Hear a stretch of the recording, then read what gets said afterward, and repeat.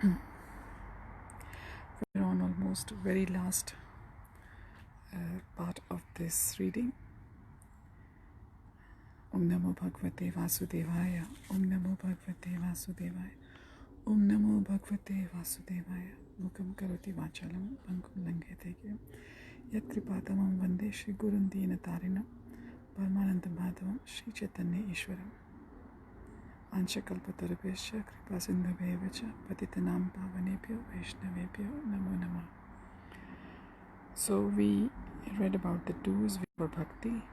They may seem to be very hard, but that's the only way we advance spiritually in our spiritual life, and that's the way we are promised nearness to Bhagwan all the time. So, what are the personal habits of a devotee? Okay, first is the rising early. The early hours of the morning are in Sattva Gun, or the mode of goodness, the daytime in Rajaguna, and the nighttime in Tamoguna. Rajaguna is mode of passion, nighttime is in mode of ignorance.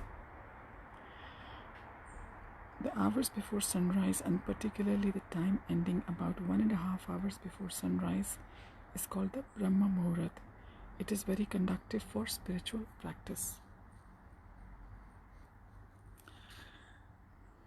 At this time, the atmosphere is clean and peaceful. The mind and body are fresh and rested. As the day progresses, however, many disturbances arise which do not permit one to focus one's mind and energies on worship, study of scripture and chanting. Hence, one should attempt to rise early every day to avail of the benefit that the Brahma Muhurat offers. One should not spend the early hours of the morning talking or working on petty or materialistic matters or in sleep. This time should be reserved exclusively for one's spiritual development. In order to rise early, one should go to bed early at night. Keeping late hours regularly is not a good practice for the spiritual aspirant. Keeping physically and mentally clean. One keeps physically clean by taking bath at proper times and by avoiding contaminating activities, places and people. One should take bath immediately upon rising early, or one should try to, since sleep is in Tamogun, or the mode of ignorance, and its effect must be wiped out as soon as possible. The contamination of sleep is not only physical but mental as well. Hence, the mind also needs to be purified immediately upon rising. The mind is purified by chanting the holy names of the Lord. One should therefore make it a practice and habit to chant Lord Krishna's names, not only as soon as one rises, but at all other times too, whenever possible in the day. Regulated life. Lord Krishna says in Bhagavad Gita chapter 6 verse 17 that one who wants to be a yogi must regulate his eating, sleeping, work and recreation. Yuktahara viharasya yukta cheshtasya karmasu yukta swapanav bodhasya yogo bhavati dukha ha. Translated as, he who is regulated in his habits of eating, sleeping, recreation and work can mitigate all material pains by practicing the yoga system.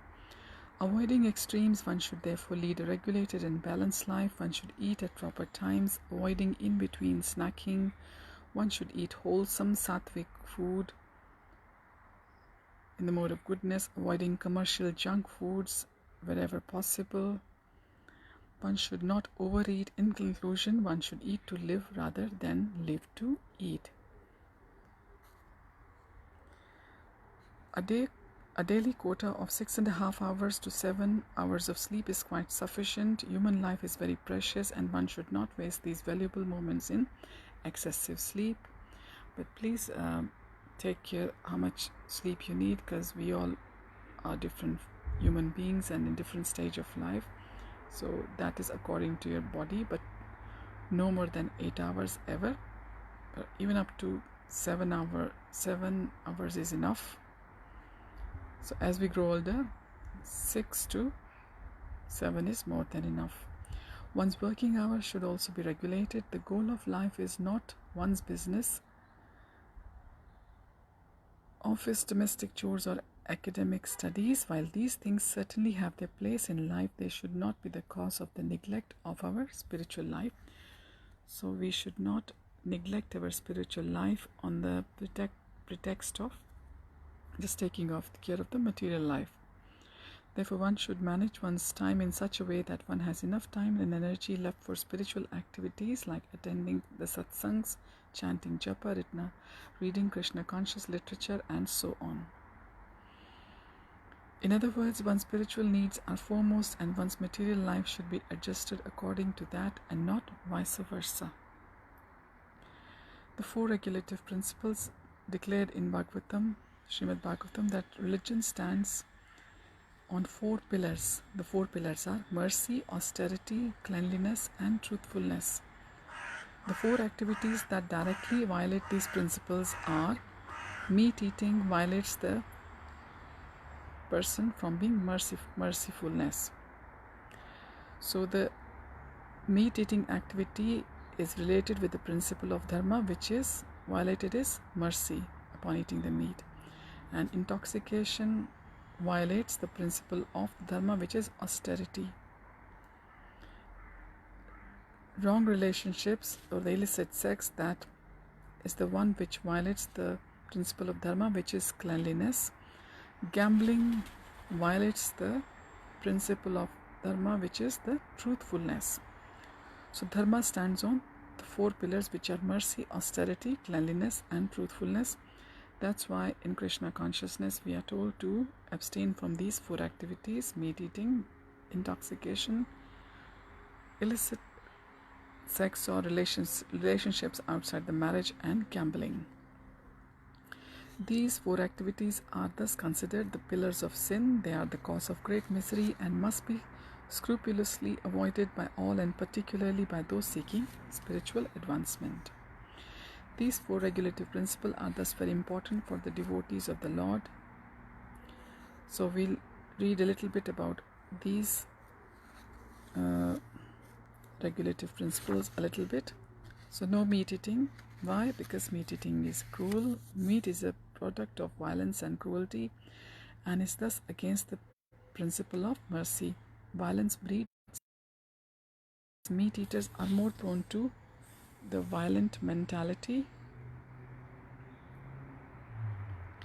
because they partake of products of violence. And Pythagoras also has said that a person, the famous Greek philosopher, remember those who still remember in school we read the Pythagoras theorem, that he who sees nothing objectionable in the killing of animals gradually begins to think the same way about humans. Civilized behavior is to survive with minimum possible pain to others. Meat eating is thus a very uncivilized activity. Now man must protect the animals. Lord Krishna declares in Bhagavad Gita 14.4 that he is the father of all species of life. Thus all living beings are brothers and sisters, part of one large family. In a family, the elder or stronger children must protect the younger or weaker siblings. But instead of protecting animals, man is killing them simply for the satisfaction of this. This is therefore a very immoral and thoughtless act. Now there is severe karmic reactions for this. Since killing animals is a great sin, humanity is suffering the terrible karmic consequences of such large-scale cruelty and violence. The wars, the terrorism, ghastly crimes, etc. are all evidence of how humans are being slaughtered themselves as a reaction to terrible sins like animal killing, particularly the killing of mother cow. By the law of karma, killers of animals are destined to take animal forms in future lives and be slaughtered themselves. The Manu Samhita says that 6 parties are implicated in the sin of animal killing: the one who gives permission to kill, the killer, the helper, the purchaser, the cook, and the one who eats the meat. Now meat is a dead body. The famous British author George Bernard Shaw declared that he was a vegetarian because he did not wish to make his stomach a graveyard. When the meat arrives at one's dining table in nice cutlery, one forgets the harsh reality that one is about to eat a dead body because it is so well presented. Meat is simply rotten flesh that is somehow preserved by use of artificial means like refrigeration, spices, and so on. Meat is full of various toxins secreted internally by the animals in its fearful and agonizing dying moments. Thus, meat being stale, unclean, and violent in its origin is tamasic, food in the mode of ignorance. Meat is not the designated food for humans. The way of nature is jivo jivasya jivanam, that is, one species is food for another. Jivo jivasya jivanam. Every species has its designated food amongst other species. Meat is natural food for animals like the tiger, but not for human beings. The designated food for humans is vegetarian food. The tigers does not come to eat our chapatis or rice, so why should we go to eat his food, that is meat? Sorry, I skipped one page. Let me get to it.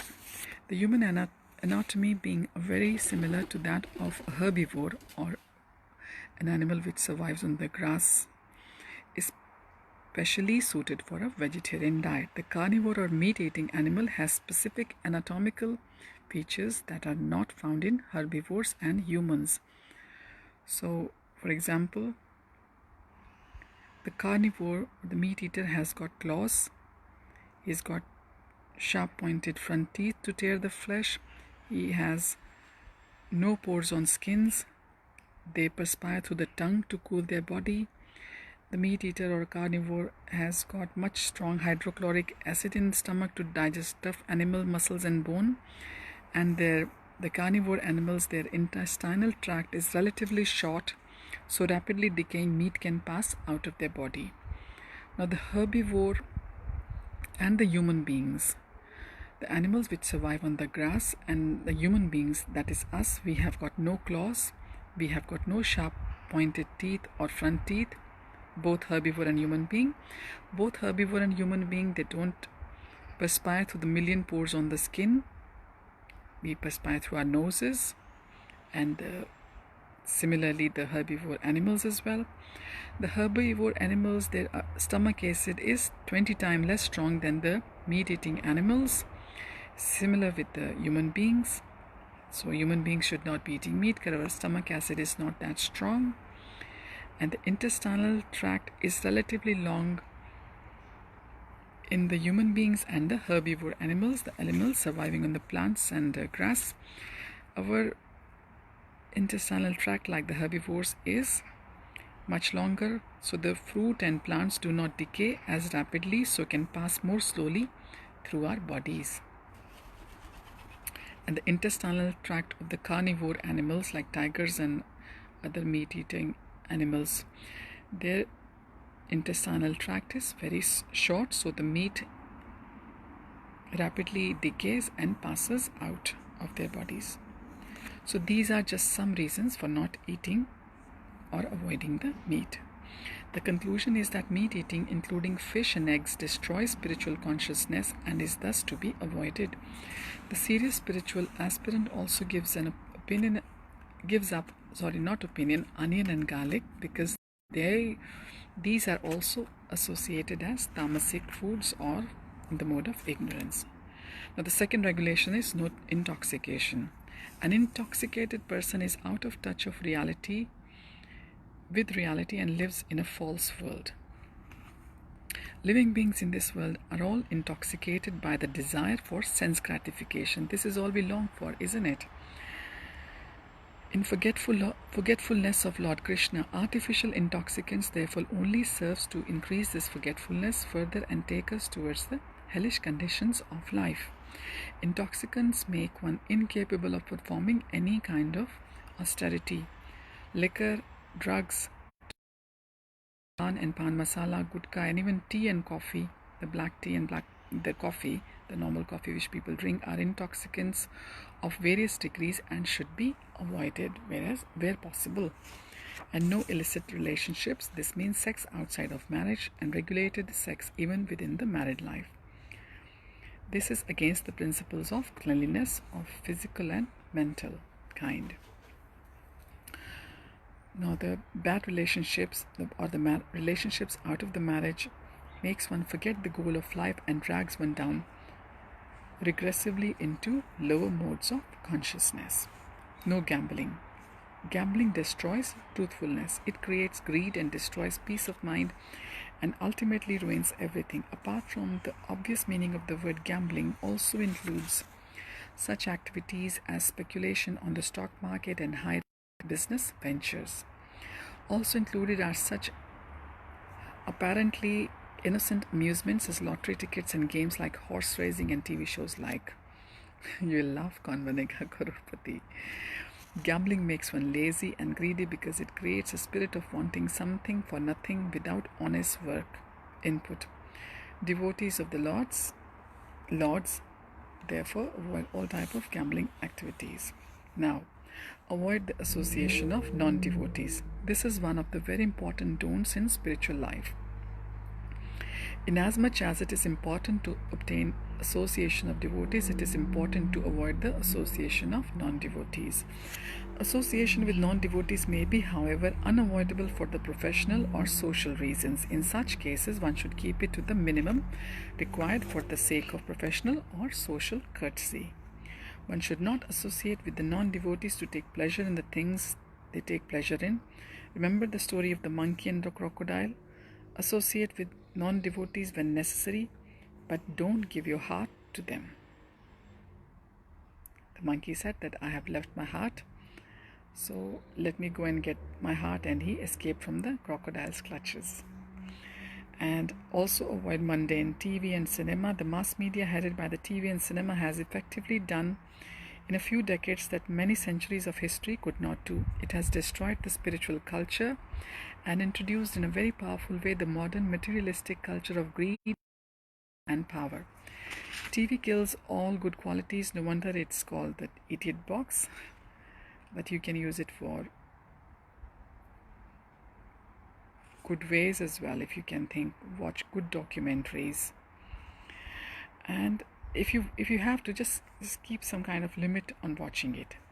TV kills all good qualities. Like we said, that's why people call it idiot box. Devotees should therefore seek their entertainment and enlightenment in association of devotees and in spiritual culture, that is devotional music, drama, literature, and so on. So the conclusion from this is that always think of Lord Krishna, never forget Lord Krishna. This is the sum and substance and the very purpose of all rules and regulations. Every moment of life is precious. Once gone, it cannot be purchased even for millions or trillions, or like we say, for the crores of rupees. Therefore, one should use it for the purpose for which it has been given to us, namely to develop our Krishna consciousness. Thus, following the dictum, simple living, high thinking, we can make our human life perfect. So thus comes the end to this reading from this book, which has nicely taken us through the Bhagavad Gita in simple words, and with all your blessings, and with the blessings of Prabhupada and the former Acharyas and all the senior Vaishnavas, I would like to start going through the Bhagavad Gita from tomorrow. So if you would like to join tomorrow, please try to go through the introduction section of the Bhagavad Gita as it is. If you have got the copy at home, fine. Otherwise, you can look on vedabase.com and read the introduction of the Bhagavad Gita as it is. So when we are just going through it, I will try to explain through the realization or whatever I have realizations and what I understood so far. All the 700 shlokas I will try to go through, and please put any queries you will have after going through the session, or anything you would like to know to help you with it. and hopefully I'll try others also to join in this session in the weekends. Give a nice interactive kind of explanation to it as it is. The shlokas and the translations of all the 700 verses are same in any Bhagavad Gita you pick up anywhere, but the purpose or the tatparya which Prabhupada has given is as it is. He has put anything from himself. He has tried his best to interpret the shlokas as they were supposed to be. UK, so enjoy the not so very warm. It's like autumn is on the doorstep. We can feel day before was only 13 degrees. At least today is 15-16 degrees high. So we're just trying to enjoy in Krishna's service the weather as well. So I shall see you all tomorrow. Hare Krishna and Hari Bol.